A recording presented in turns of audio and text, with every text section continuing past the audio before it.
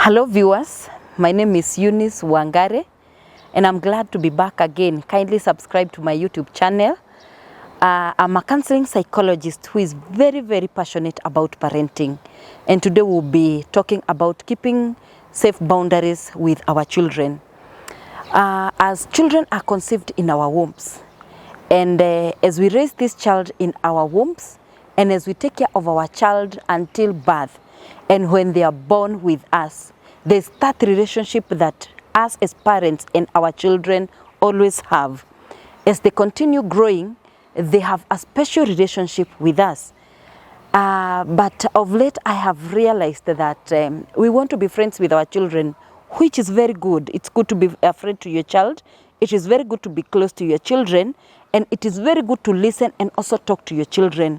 But it is also very wise to have a very safe boundary with your children, a boundary whereby you are able to save what to say to your child.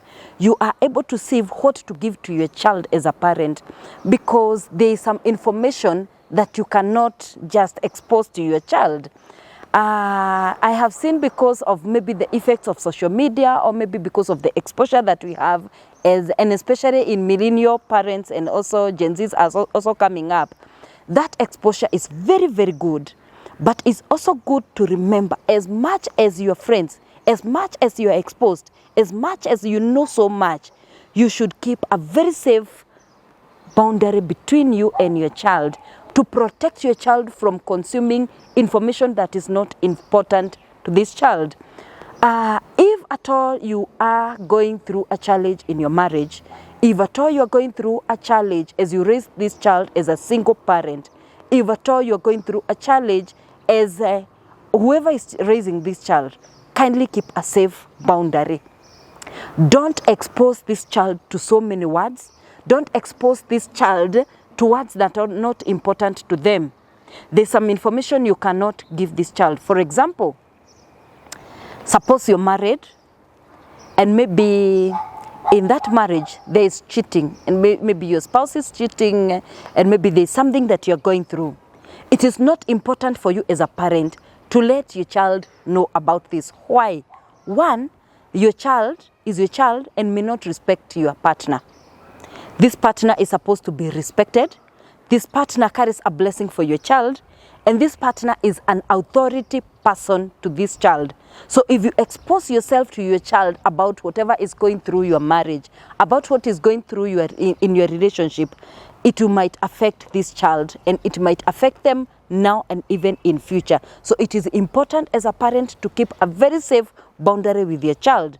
As much as we want to be friends, there's some information or some things that you cannot do. As we raise our children, it's very good to keep our safe boundaries. And I want us to go back when we were being raised by our parents. As we were being raised, we could see our parents as small gods. And it's also biblical, because the Bible calls our parents our second gods. And if someone tried and messed up with what you thought about your father, if someone tried and messed up with what you told you knew about your mother, that could not augur well with you at that time. And even now, probably you could not have been married. Probably you could not be the person that you are today, because you were well taken care of, and you were shielded from knowing what was going on in the lives of your parents. For sure, we could see our parents were doing some funny things, but you could not be told by the parents what was going on.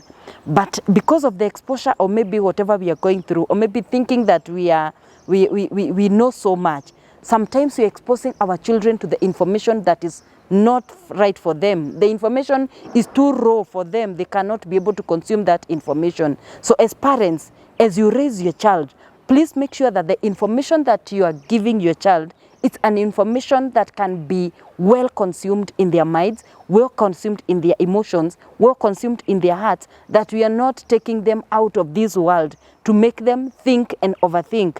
The other thing, if you're going through a challenge, it is you who is going through a challenge, not your child.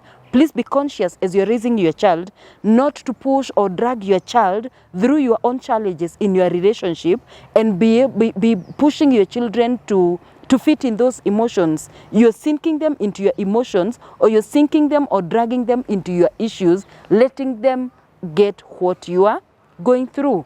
If you are being beaten by your husband, please, if they didn't see, don't even tell them. Let them not know. Why? Because you are making these children belittle you, belittle your spouse, and that person is the person who is the authority to them.